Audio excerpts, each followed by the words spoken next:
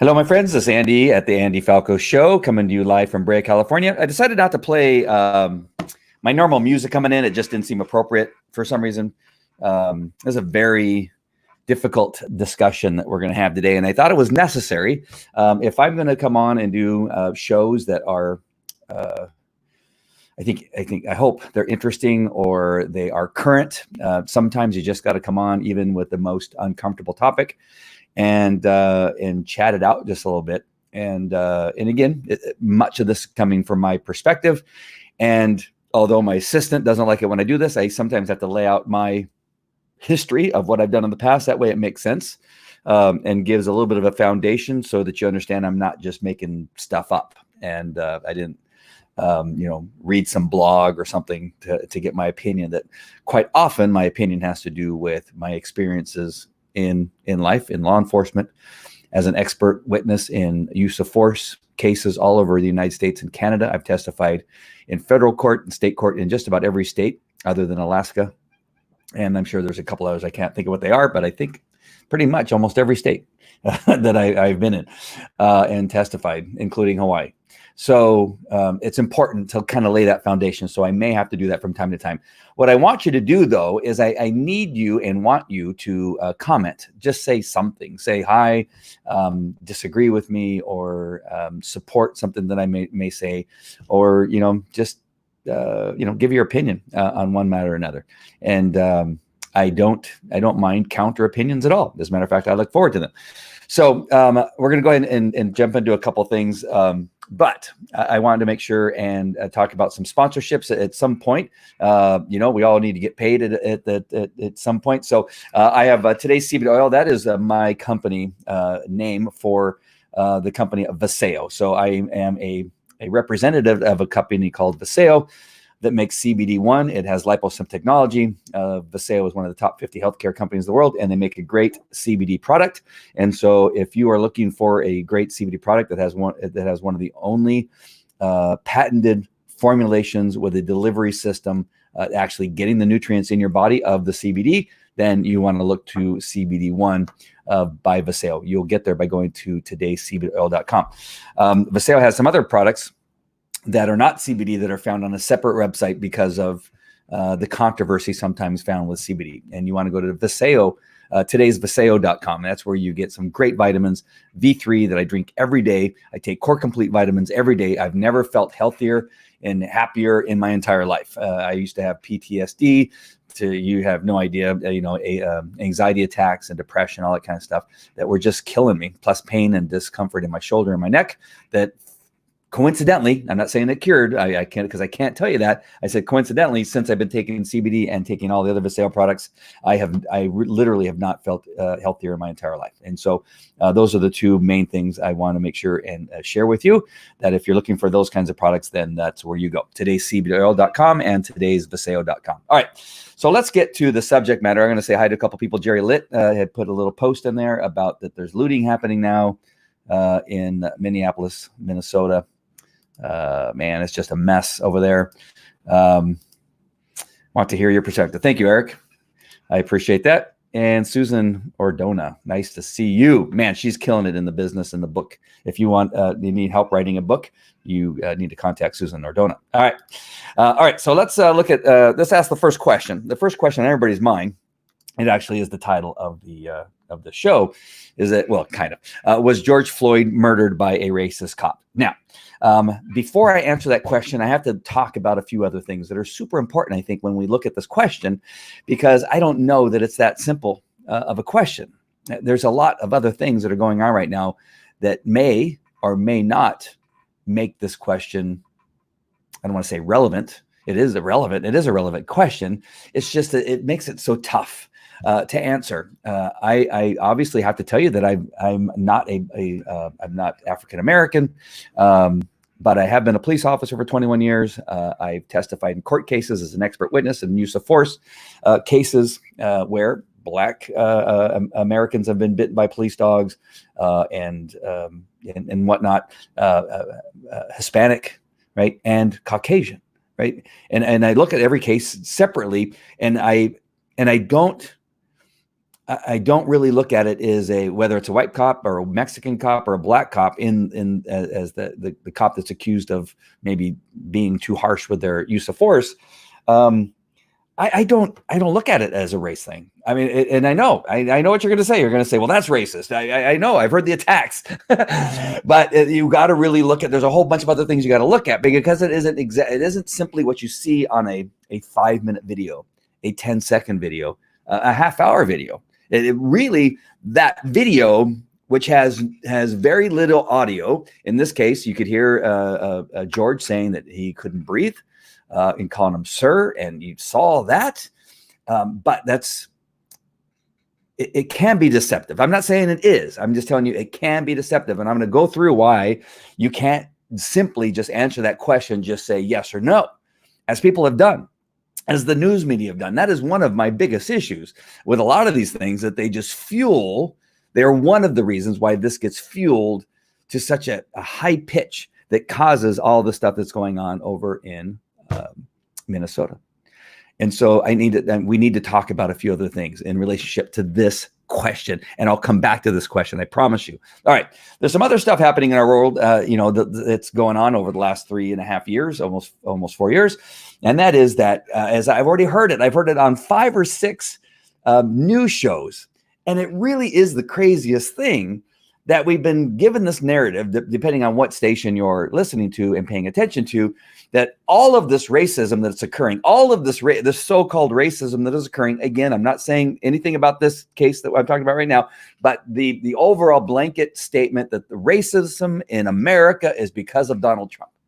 And it's like going, I know people who know Donald Trump, maybe not directly. They sometimes know people that work for him. And the only thing that I always hear is that he's one of the nicest guys that they've met, for a guy that's a multi-millionaire, billionaire, whatever he is, who's also president, that he loves every race. He has a very rough way of talking it's like my dad. It's like other cops that I work with. It's like people in the church that I know, that some people just talk in a way that rubs people the wrong way. That doesn't mean that they're racist. It doesn't mean they're misogynist. It doesn't mean they're xenophobes. It doesn't mean all these languages and all these are names that you call people to bring them down and to give them a title which makes them look bad.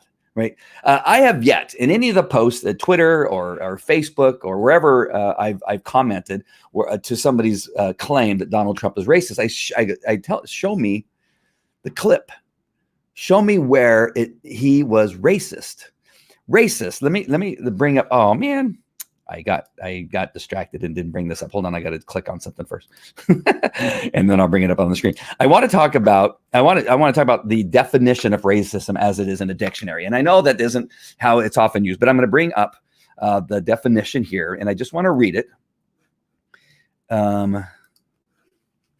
And you could still make the claim that you think Donald Trump is racist. I know that's a possibility, but as I go through this definition here, racism, and this is from dictionary.com, and there's all kinds, right? I could go to any website and they're fairly similar. It doesn't matter where you go, but is it a belief or doctrine that inherent differences among the various human racial groups determine cultural and individual achievement, usually involving the idea that one's own race is superior and has the right to dominate others, or that a particular racial group is inferior to the other.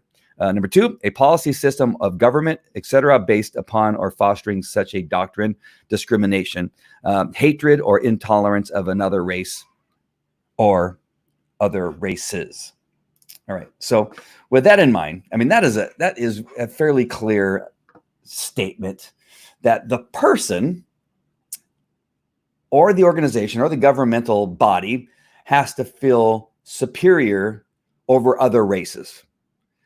When I asked for people that said, send me the clip or the video or the audio or the writing of Donald Trump that shows that he's racist.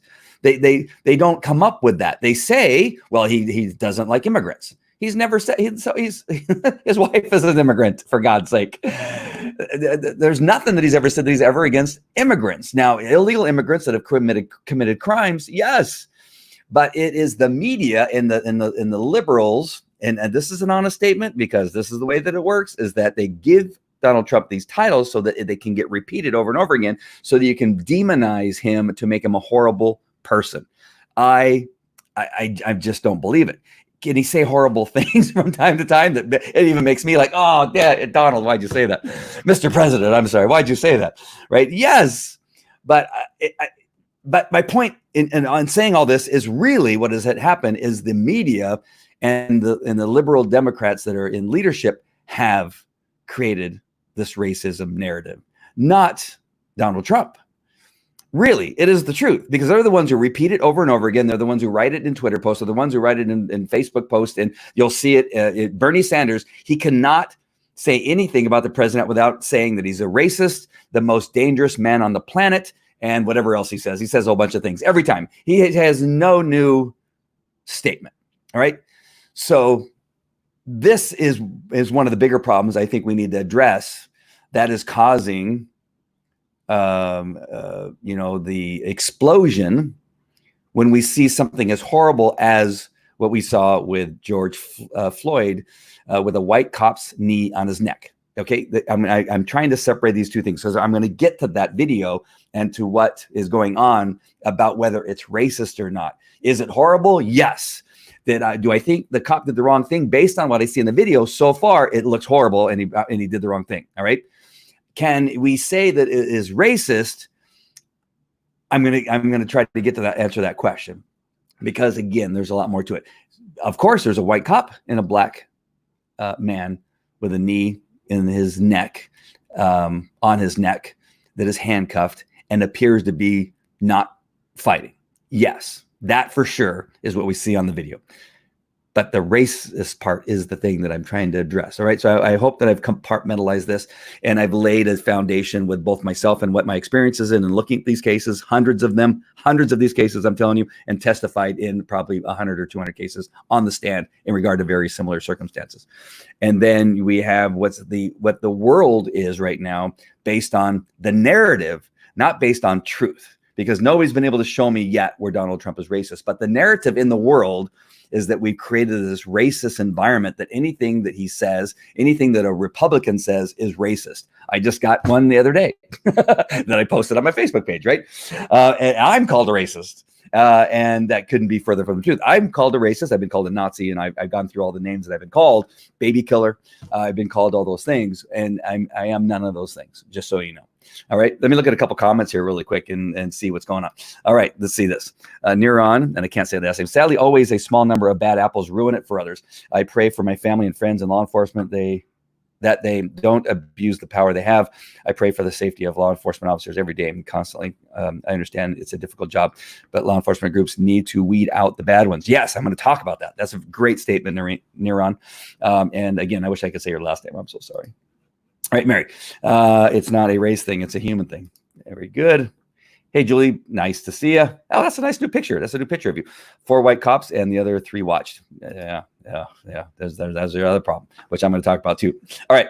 So very good. Thank you for your comments. And I would appreciate any more comments that you have on here. So we've defined racism. I didn't put that up, but we've defined it based on the dictionary, right? I think it's loosely used that anything, if you say anything, like your hair is messed up and you're talking from one race to another, now you're racist because you said their hair is messed up and they look bad. It really has gotten to that point. Again, I'm separating the video. I want to make sure I know I have to go back to that, because people say, you're saying that, this was not, that he messed up his hair. No, I'm telling you, but it has gotten that way. The other day, President Trump was being questioned by obviously an Asian woman about something. He said, well, it's China's fault, and China, needs to do more and explain why they did what they did. Why are you telling me this? You're coming at me, and now all of a sudden he was racist because he said it was China, but it was an Asian woman who asked the question. We cannot be that sensitive in our world, right? You can't go to that level where it's so low, like the bar is so low to be racist, because it's going to cause everything to be racist, and it's going to blow up. We're going to have an explosion like we're having right now in Minnesota. Again, is it justified? I don't live in Minnesota. I haven't had to deal with those cops as a black man. I don't know. But I'm just telling you that when you start down here, that it's just so low, the bar is so low for racism, it's bound to explode. because of what we've created as a country, that we allow the media to control the narrative and reduce it down to such a meaningless word. It is a bad word. It's like when people call me Nazi. I take it serious. My dad fought in World War II. I visited the camps of Auschwitz. I've been there. I've seen them. I felt the death and felt the horror of what it feels like to be there. And this is like 40, 50, 60 years after, right, that I walked in there. You can still feel the death in there. That's a horrible situation. And to call me a Nazi, I think that is a horrible thing. And I'm still friends with these people that done it, but I called them out and said, I am not a Nazi. And I think you're a horrible friend to lay that label on me as a Nazi. To say that to me, to put that label on me is just a horrible thing. But I understand that you're listening to this narrative and you've been given this thought process that because somebody is Republican, they're Nazi, that's not your fault. Your mind may be a little bit weak, right? You've decided that you're going to believe everything you hear and see, and that's what's causing the problem. I don't unfriend them. I just love them. I pray for them, and hopefully through doing these videos, that at some point they finally go, you know what? I may have gone too far. That was my hope. If it's ever going to happen, I don't know. But there is a danger with the liberals have created in claiming everything is race. It's a danger. It is a real danger.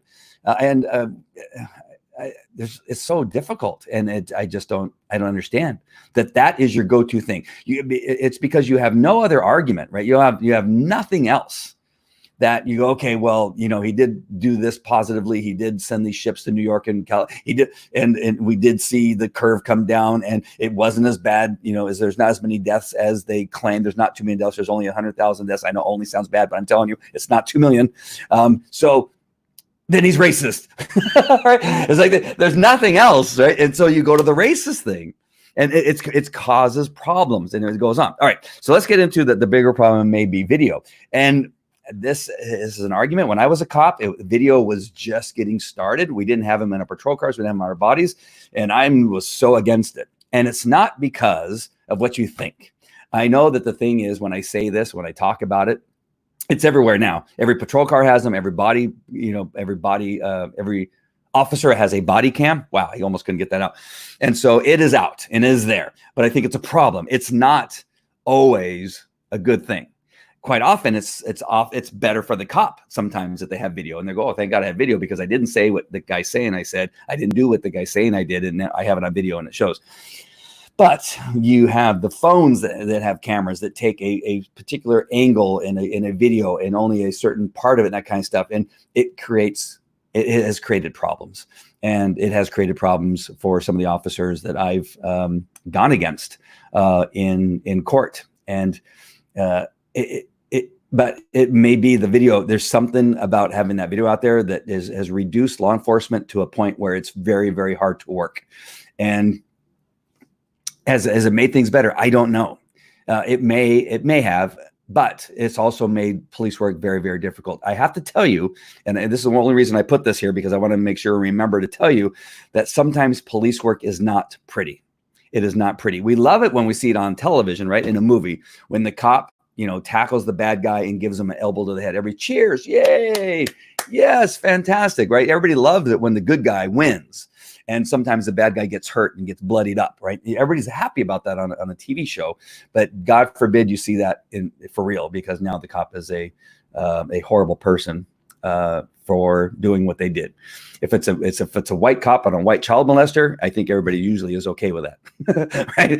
It's not that big of a deal, and most of us are okay with that. But once we have these racists get involved, right? When we have the white cop and the black suspect, or the black suspect and the white cop, the dynamics change, and it makes it a little bit more difficult. And people go, did he do that because of the race, right? The race always kind of comes in. Same thing with Hispanic and white officers and that kind of stuff. My last name's Jimenez, and I was called a racist. I can't tell you how many times as a cop, because I was arresting somebody, and we're going to get into that just a little bit. But the video, and I just want to stick on the video point, is that the video can be deceptive. I'm telling you, it can be deceptive. Again, now I'm going to talk about this video. I'm not going to play the video because it's playing everywhere, and it's just, you've seen it, right? You've seen the cop with a handcuffed suspect next to the patrol car, right next to the tire, and he's got his full body weight in his knee, in the side of his neck, and George Floyd is trying to get it out, but you can hear that he's struggling to breathe. He said, "I can't breathe. You're going to kill me." And it is very difficult. And we have a video shot from the rear of the patrol car shooting towards where you can only see the head and neck and part of the top of his body, and the rest of it you can't see. The assumption is that he is handcuffed because of the way he's laying down. And I think the statements are that he was handcuffed. But I'm going to just tell you this, there's a big but, not that it makes it okay that what he did, and I know that I'm always having a massage around these statements, is that we don't see what happened prior, right? We see an earlier video where they're talking on the sidewalk, and it looks like he's being cooperative. The next video I've seen, and there's maybe others that will be out there and they'll begin to show them, but the next thing you see is that one ends of them standing on the sidewalk, and then suddenly you see this thing where they're on the ground, the suspect's on the ground, and the officer's kneeing on his neck. And so what happened between then and then, right? There's also a lot of stuff happening around them that we're not seeing, which causes officers stress and worry and concern. I have made arrests so we have a Mexican area in, it's a Hispanic, South American, whatever you want to say, whatever you want to call that area, but it was primarily Hispanic because they called it Little TJ. It was what they called it. We didn't call it Little TJ. They called it Little TJ. You'd stop somebody on the street, "Where you live?" "Well, I live in Little TJ."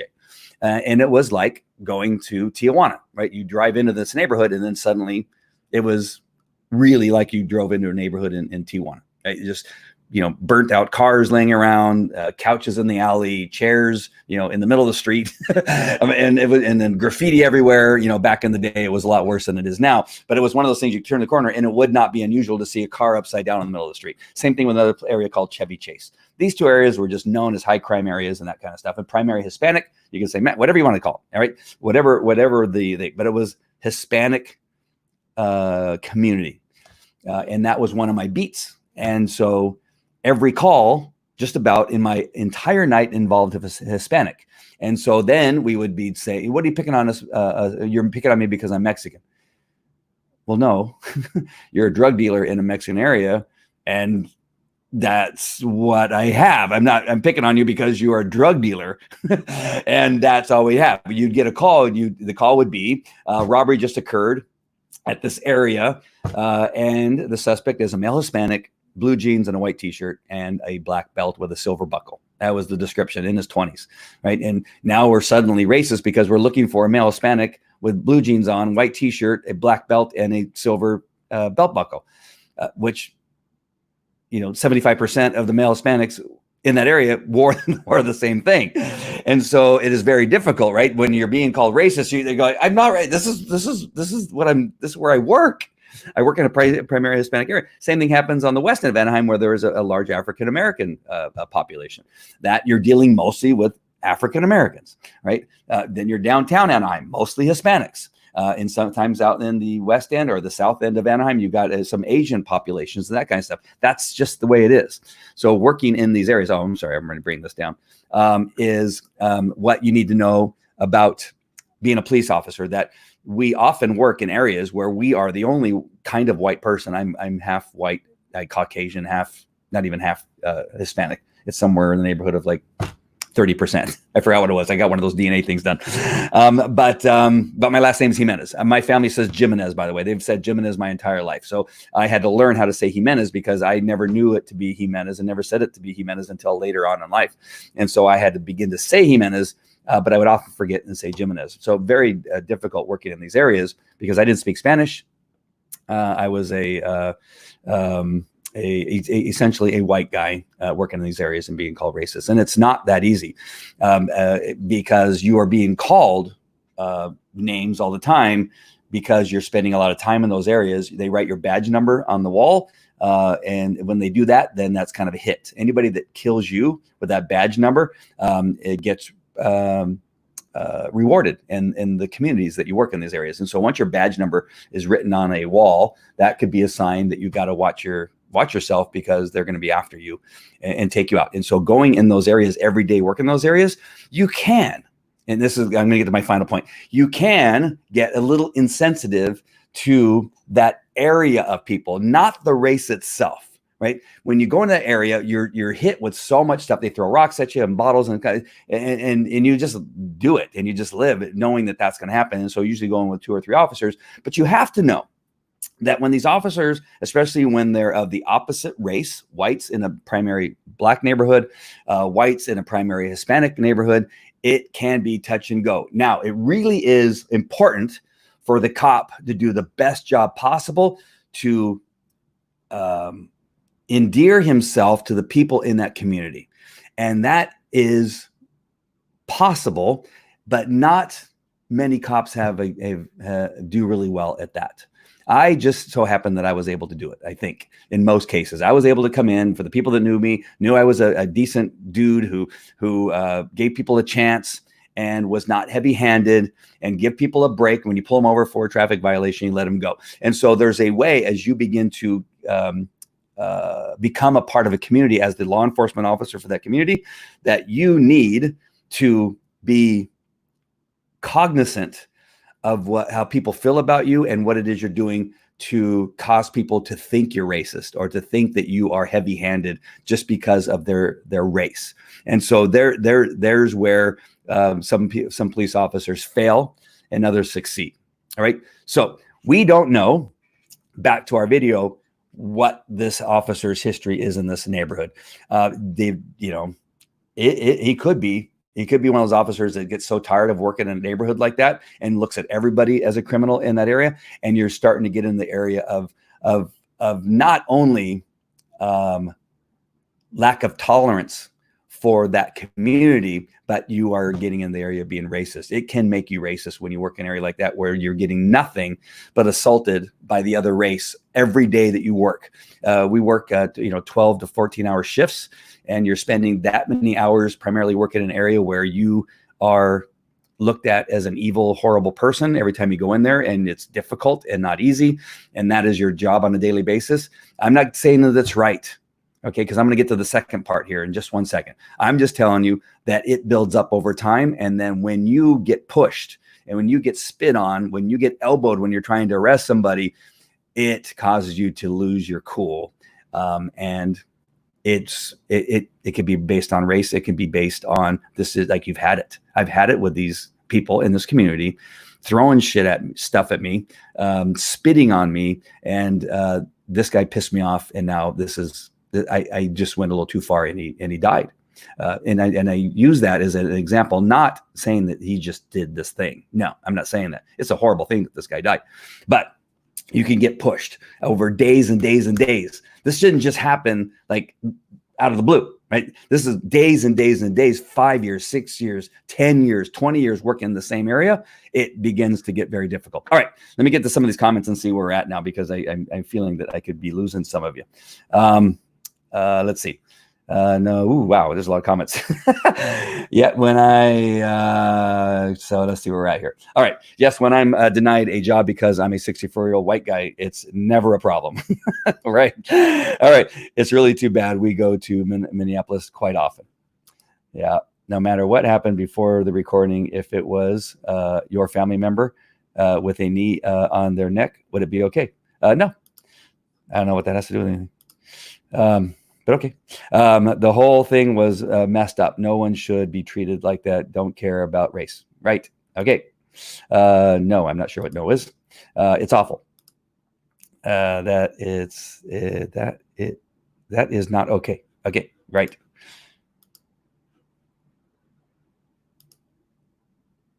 It's okay to say shit. Okay, thanks. All right.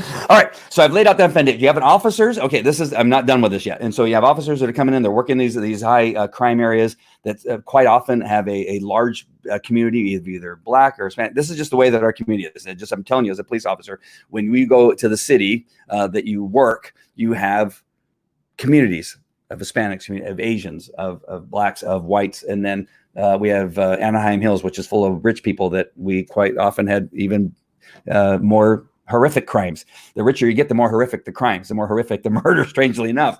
Where at least in the, just these other areas, you just have simple stabbings and shootings. They were just easy. Over there, you would have these weird crimes where body parts would be, cut off, and people would be pushed in front of trains and weird stuff. It was just, it was like just different. Like, wow, this, rich people kill each other differently than, at least in these areas, they just simply shoot you or stab you or hit you over the head with a brick. That's kind of, it was just simple, right? Simple crimes.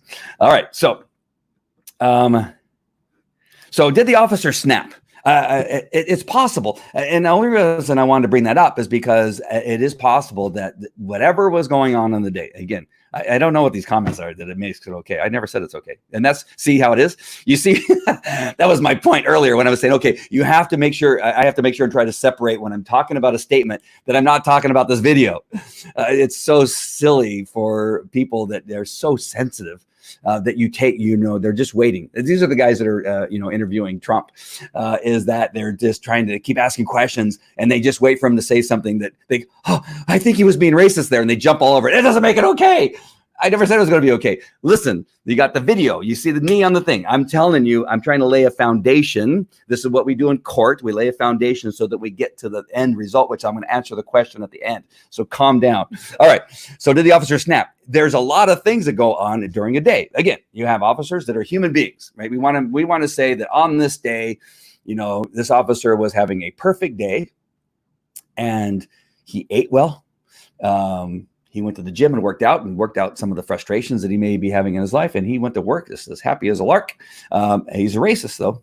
All right. Remember, he's a racist. And then he went out there looking for a black man to kill. All right. That is what racism would actually be. That you have a white guy who's waiting for the opportunity to destroy some black person's life. And so this is what that I see when somebody says, was this guy racist? That he was looking for the opportunity to kill a black man or to punish a black man because of their differences in race.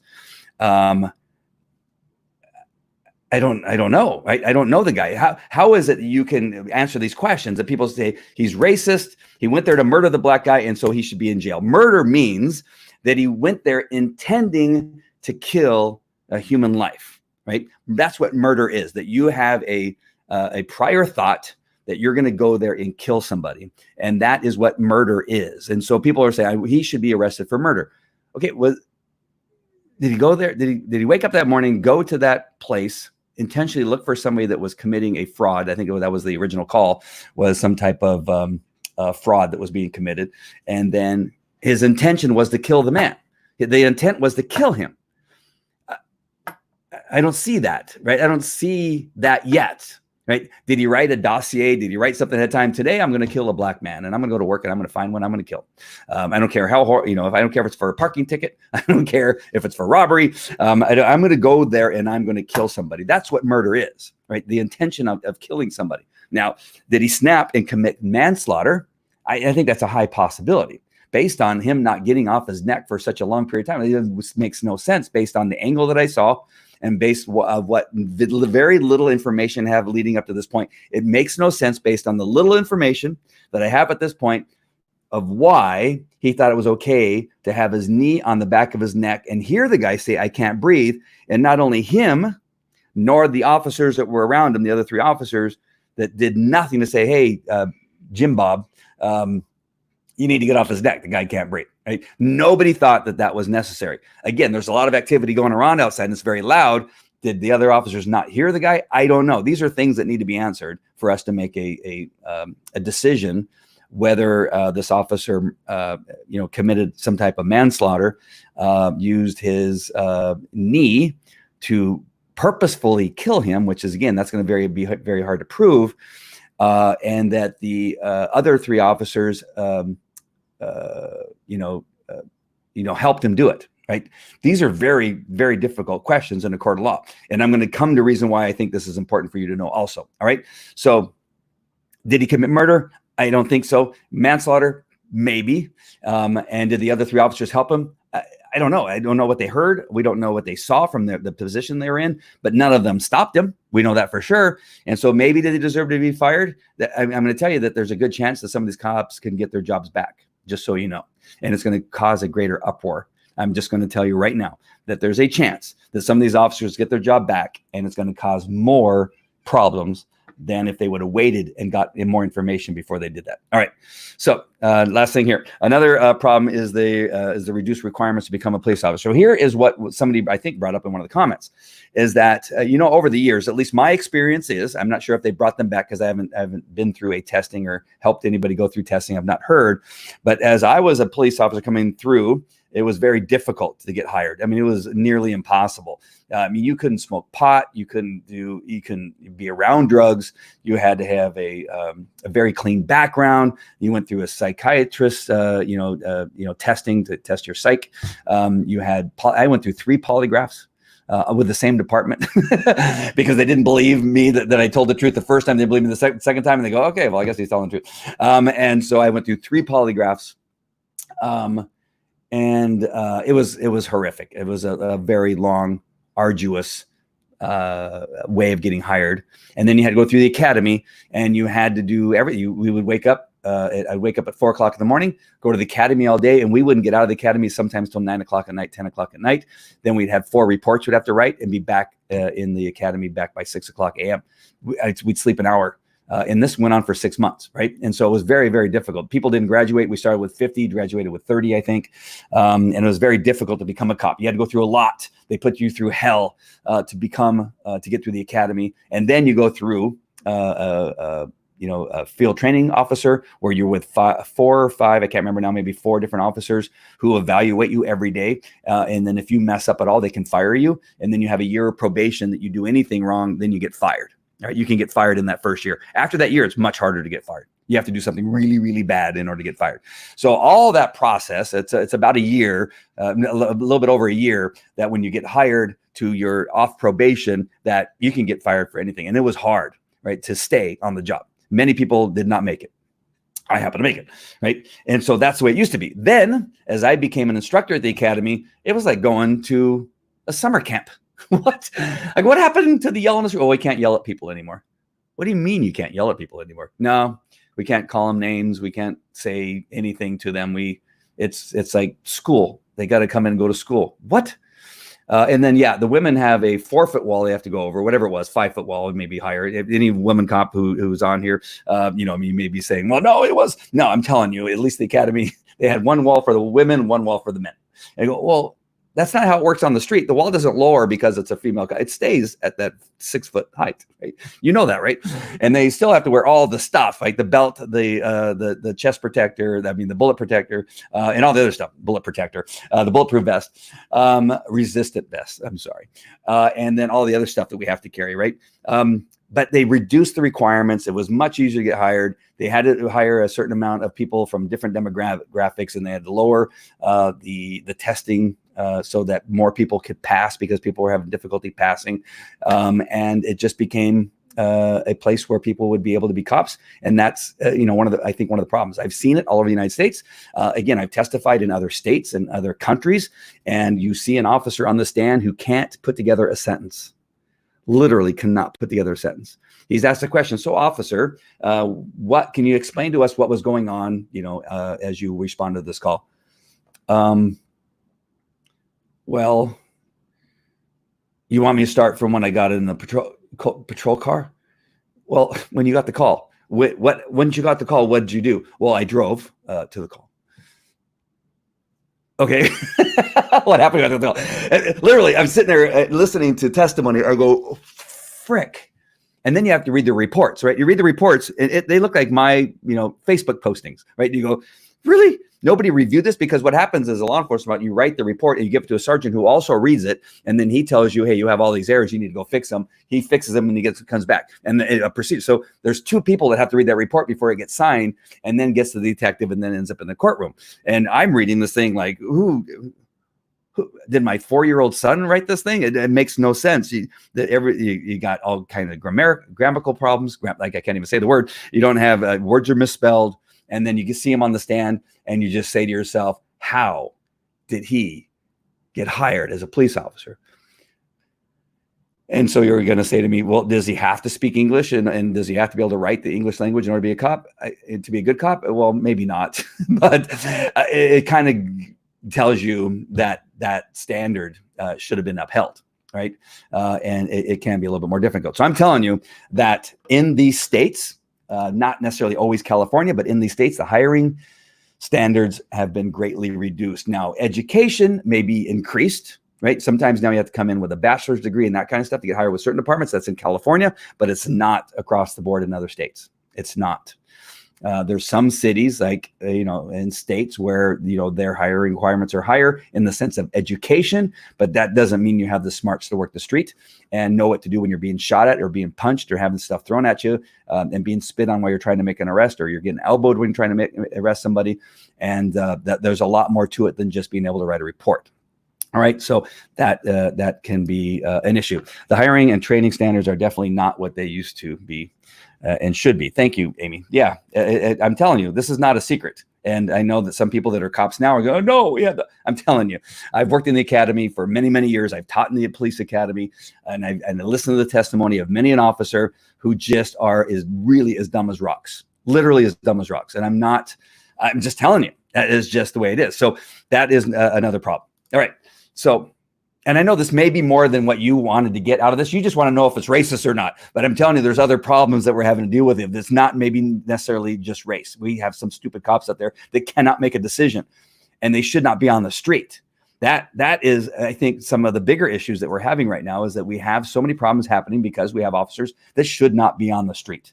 And they should not be working and put in these positions to make a decision whether they should be kneeling on some guy's neck or not.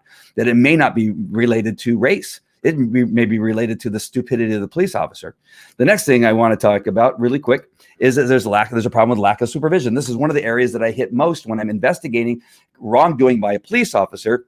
Is that where is the supervisor? What is the supervision? This is not that.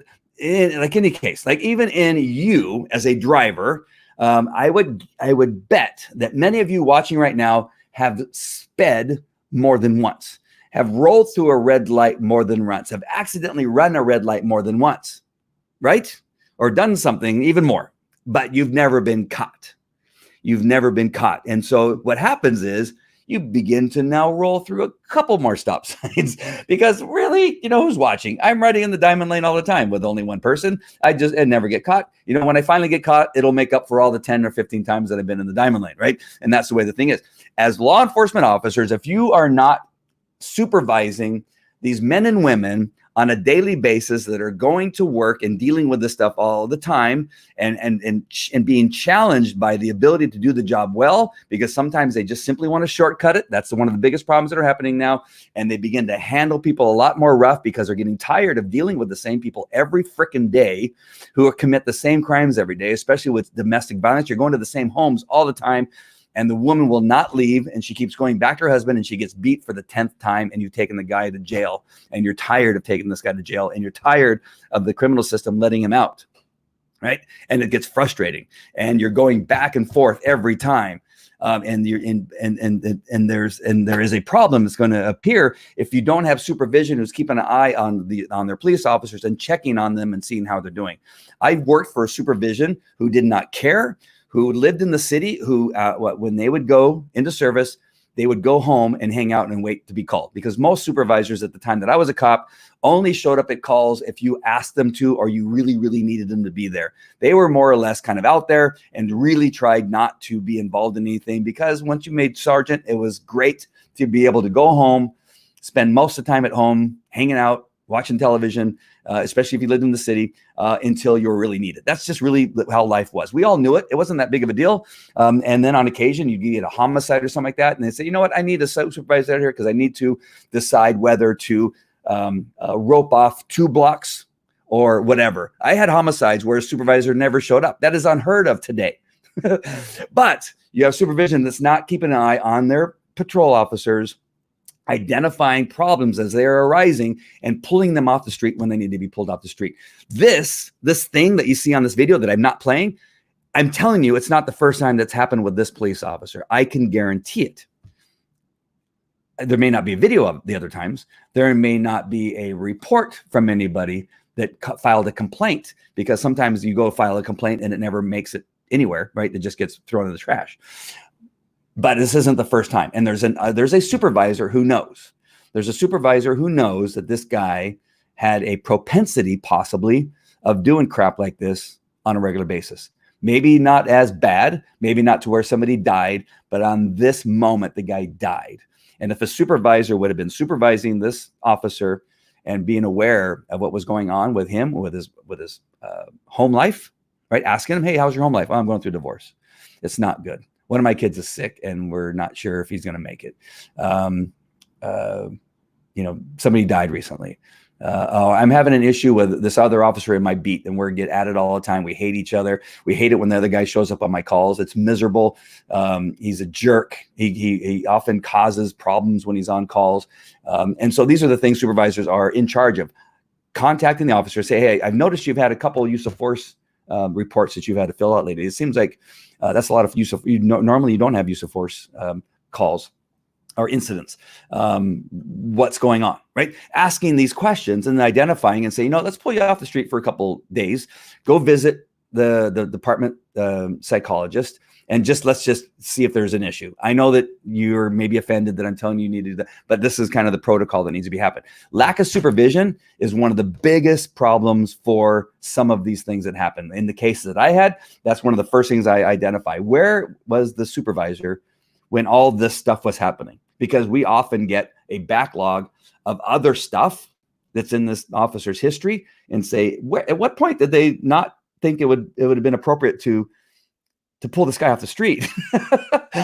There's like this incident, you can see that and this guy was still working to be able to do this, what he did on this day. That is a problem. That is lack of supervision. And so we have something we need to look at there. All right. So, oh my gosh. And I hope I'm making sense. I hope I'm making sense in all this. I hope that you're understanding where I'm coming from, because I'm trying to address the thing, whether this is racist or not. And that is the important thing, because when we call something racist, it makes it much bigger. And it gets more people out of their homes and rioting in a place like Minneapolis and throwing stuff. And it gets dangerous and it gets horrible because the media is fueling the racist narrative that we have a lot of other stuff that this could be. It's not always race. Just because it's a white guy and a black suspect. I know the history. I know what happens in law. I know the Rodney King thing. I spent a week in Los Angeles during the fires of the Rodney King riots, battling for my life along with firemen and other people for a week. We didn't get a day off. We were sleeping in our patrol cars, and we were protecting the firemen to keep them safe as they were trying to put out all these fires that were going on. I know what racism looks like. I know what happens when a black man is beat by white cops. I understand. I know. I'm not telling you that it's not racist. I'm telling you that it may not be racist, and you got to not call it racist until we know. That is the point, because we have lack of supervision, lack of training. We have cops that have bad days. We have cops that are working in these areas day after day after day without a break, without a supervisor steps in and go, hey, how are you doing? I've noticed that you've had a lot of this stuff going on where you've had to file use of force reports, because anytime you use force, like a taser, your flashlight to hit somebody. I was going to say Billy Club. They don't really carry those much anymore, but they have other stuff, right? And when you use those, you have to file a separate report in most departments. It's called a use of force report. And so if an officer goes for 2-3 years without use of force, and all of a sudden has one, and then has another one, and then has another one, that really is a clear sign that he's going to the use of force much faster than he probably should, instead of going to this. These two things right here are powerful. These two lips right here. So powerful. I stayed out of so many fights because I was not that big. I'm a 5'9", and I'm looking over at my uniform because it's really, my uniform's hanging on the wall. When I wore that uniform, I was 175 pounds. I'm 5'9", and I was a cop. My mouth was a very powerful tool. It was the strongest part of my body. And I was able to avoid a lot of shenanigans, a lot of fights, because I was able to talk to guys and look at them and say, okay, listen, I know that you can kill me. And with your bare hands, but I will not let that happen. As a matter of fact, my friends that I'm working with, they're not going to let it happen. Even if you kill me, when they find you, they may kill you. So instead of going through all that, because that's going to really ruin both of our days, let's talk about how we're going to get these handcuffs on you and take you to jail, get you interviewed, figure out what really happened here, and maybe we can figure out something to get you out on bail, or maybe reduce the sentence and that kind of, because either way you're going to jail, right? So I would have this way to people say, let's not do this because it's going to be bad. All right. All right. I'm sure. Oh, thank you, Martin. Appreciate that. Oh, there's a mask. Those masks are so funny to see. Sometimes sometimes it's the woman. I know. Trust me, I know. All right. So let's see. I did hear earlier today that the officer had been reprimanded 2 times previously for using excessive force. I have not heard that, but I'm telling you, this is not the first time. Thank you for sharing that, Amy, because I'm telling you, then what? Then what? What more do you need? Was it all excessive force on black people? If it is all excessive force and it's only on black people, we're getting closer to being able to call this a racist attack on a black man because he has a history. I'm not saying he does. Okay, I'm just saying that if those previous excessive force, again, if it's 3, the 2 previously in this one, then it's probably 10. All right, because not all of them do the victims of his excessive force go and report it. Very rarely. I would say it's more rare, even in today's world, that a victim of a officer's excessive force does anything about it.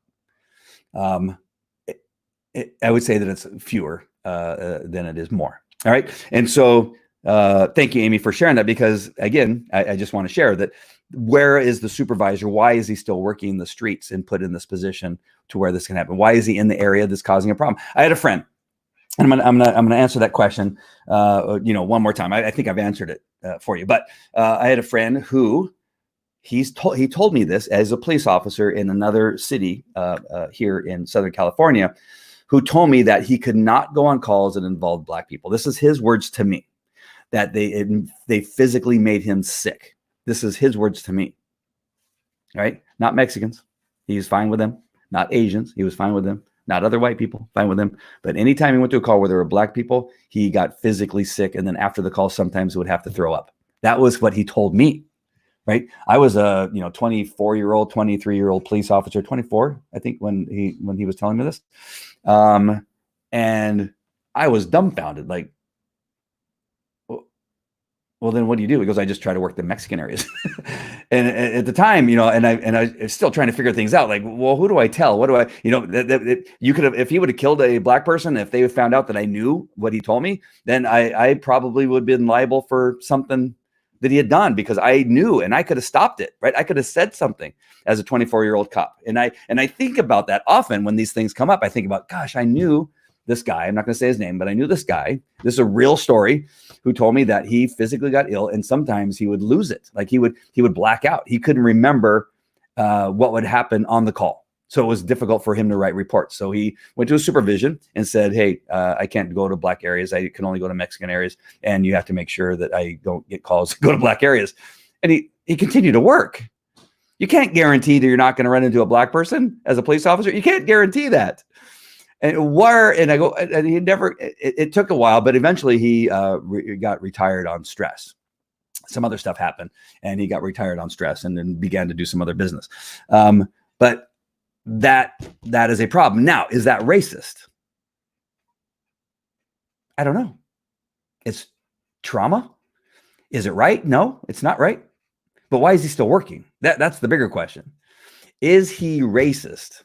I think he was. I think later on, because of it, he really was racist because he would say things that was clearly what a racist would say, right? But it was a result of what? I don't know. But there's where he has told the supervision that he can't go on calls with that, and yet they still allowed him to work. Do you see my point here? That is a problem. It's not just this cop's fault.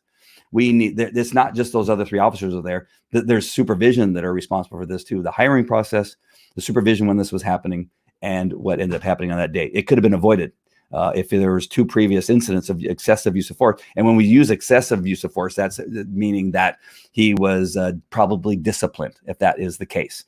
Just because of use of force doesn't mean he was wrong. Like, we use force. I've shot at people. I've been shot at. I've had to tackle people. My dog bit 70, nearly 80 people in the course of his career, bit them with his teeth and injured them very seriously. Those are felony suspects. That's all use of force. None of it was ever excessive force. I did get accused of excessive force and found myself in federal court, and the case ended up just being dropped because there's no excessive force. But when you get into the area of excessive force, that means you've been either disciplined or you've gone to court and been exonerated or something has happened. And so if there's 2 previous incidents of excessive force, we need to look at that and find out, were they on Black people, right? Whether were they only on African Americans? And again, this is where you think this guy should have gone to a psychiatrist, should have been handled differently and not put back on the street. There's where our issue is. So to answer that question, as I promised towards the end here. So once again, was George Floyd murdered by a racist cop? Right now, I can tell you that nobody knows. I'm telling you, nobody knows.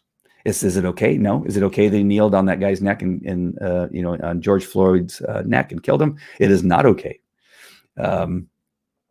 I worry that the Black leadership in the media have right away said it's racist. I know that they can't help it. I know that it's kind of one of those things when you see a white cop on a Black person's neck that it right away goes to racism. But again, that's adding fuel to what is happening in Minneapolis right now.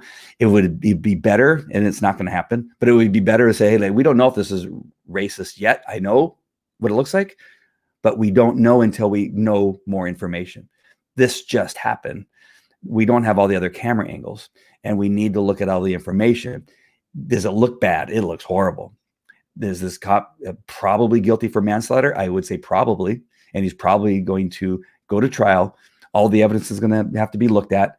Everything is going to need to be gone through with a fine-tooth comb, and you got to be very careful with these things I'm telling you, because if he's not found guilty and the evidence is that he's guilty, we're going to have bigger problems. The problem with saying it's racist now and saying that he's absolutely a murderer, you're really going to have problems if it's found out that there was I don't know that I'm not telling you there was a reason. All right. Don't go crazy on the comments. Don't go crazy. I'm not telling you there was a reason. I'm saying if there's a slight chance there was some reason why he was on his neck for so long and ignored his pleas for help, let me breathe, and now they have to give him his job back, you got big problems over there in Minneapolis, Minnesota. It is going to be like Rodney King. I can tell you, but we're setting ourselves up, right, by not knowing, because we're calling it murder, racism, and a whole bunch of other things, and firing cops before we even know. Not all the information is out yet, and they're already firing the cops. Was it the right thing to do? I don't know. I think there's other ways of handling it. I'm going to stop there, because there's other things that can be done. You can bring the officers in, you can do a whole bunch of stuff, but firing them, because if they are not found guilty of a crime, they can sue to get their jobs back. That has happened at the city of Anaheim, where I worked. It's happened at LAPD. It's happened at LA County Sheriff's Office, that in the beginning, it looked really bad for the cop. And then in the end, some evidence or something came up where they were exonerated. And we've seen it, right? And now, because you made it this big thing that you said it is murder, it is racist, and they killed this poor Black guy needlessly, right? That's probably what happened. I'm just telling you that we've already gone there, this level. The problem is if we find out that it's not, and they have to give any of those cops their jobs back, you're going to have a problem, because we've set the world up in that area, that community up for disappointment beyond belief, that's going to cause greater problems. So I hope all of that talk actually meant something. I just struggle, because I've been a part of these things. I've seen them happen. I've had to pull cops off of suspects because they went too far. I've done it like 2 or 3 times that I can remember. I testify against law enforcement, which makes me hated by law enforcement. I'm hated by law enforcement all over the United States and Canada. You should hear what they write about me in Canada, about me being a former police officer. It is pretty bad stuff that they've written about me in the newspapers up there. And so before everybody jumps on me and says, how can you say this is a racist? And understand that I'm often on the side of the victims of police officers' abuse of power, both in regard to dogs and use of force. So you need to know that. I think it's important that I look at these things from a point of view of a former police officer who's done the job and knows I know stuff, and I know what needs to be looked at, that it's not always black and white. But when a cop does something wrong, I'm more than happy to point out that too, and will. If I see more evidence, again, when I said earlier before Amy put that information in there, I told you this isn't the first time this cop has done that. I told you that, right? Because now the information is coming out. I don't know how true this is or where this came from, but I'm assuming Amy, has good information there that I knew it. This isn't the first time. It's always found out. Unless the officer has a year on, maybe 6 months on, then it's harder to find something that he's done wrong in the past. It's harder because he hasn't done enough bad in order to get caught, right? You have to do 5, you have to do it a lot in order to get caught. And I go back to, how many times you've run a red light or ran a stop sign or sped, above the speed limit or drove in the diamond lane when you didn't have more than one person in the car. Everybody's done it. I'm no sure somebody out there has never done that, but you do it a lot until you get and then you finally get caught. Dang. And so whenever that happens to me, I go, yeah, I've done it like 10 times. So I hope that makes sense. Again, I just want to make sure this is clear before, because I know somebody's going to lose their stuff. But is this, the question is whether this is racist or not. We don't know. Is it murder? I doubt it. I'm telling you, it's not going to come out murder. These are some things I can be pretty confident about. I hear people say it's murder and it's racism. It's murder and it's racism. You have to think this through. Murder is that he went there with the intention of killing this man. He intended to kill this man. I don't see where he intended to kill this man. I've put some pretty gnarly holds. I've broken men's arms in the midst of arresting them because they were wrestling with me so hard and fighting me and trying to reach for my gun. One of my last calls, I went on Anaheim Hills. It was this guy sitting on a curb, and I said, "What are you doing in this neighborhood? We got a few phone calls that you used to live here, but you've caused problems and that you've burglarized some of these homes, and people are worried about you being here. And I just want to find out, have you?" Does your family live here? What's going on? And right at that moment, he jumped up and attacked me and had his hand on my gun, and we were fighting, and I was all by myself. And I was in Anaheim Hills at the time, where nobody really knew how to get around in Anaheim Hills because they had swirly, curly streets, and nobody could find me. Somebody actually called because I couldn't get to my radio. A neighbor, a person that lived there, called and said, "Hey, your officer is in a fight with this guy out in the front yard, and they're on the ground fighting." And in that fight, I snapped his arm, right? I broke it. I twisted it so much that I felt it break underneath my hand. He still fought. He was still fighting with his arm. Unfortunately, it wasn't the arm that had the hand on the gun, right? The hand was still on the gun. And then I tried to use that arm that was broken as pain compliance to get him to stop. And this fight went on for a very long. I'm sweating thinking about the fight because I was soaking wet from sweat, trying to get that guy to stop. It was a white guy, thank God, right? I eventually was able to get around and get on top of him and shoving my elbow into his neck against the pavement as hard as I possibly could to where he couldn't breathe. Same kind of thing for a very long period of time because I was by myself waiting for somebody to get there. I was lucky the guy didn't die, but I thought I was going to die. And so do you see how some of the things, if somebody would have snapped a video at the moment that I had broken his arm, which the bone now was broken through and now there was some blood, and my elbow was in the side of his neck, pinning him down to the ground because I was exhausted. Somebody took a video at that point where he was going, and he's like grunting and groaning. He was on meth. And you take a picture of that moment, or you take a video of that moment, and you just see that, it can look really bad.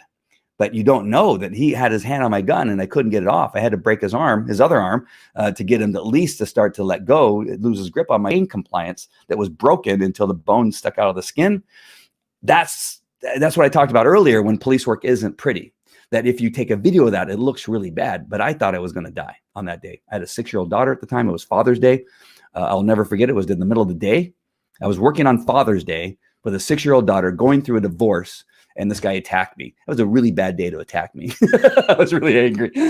And so do you see that point there, that police work is not pretty? You get a videotape of some of the stuff.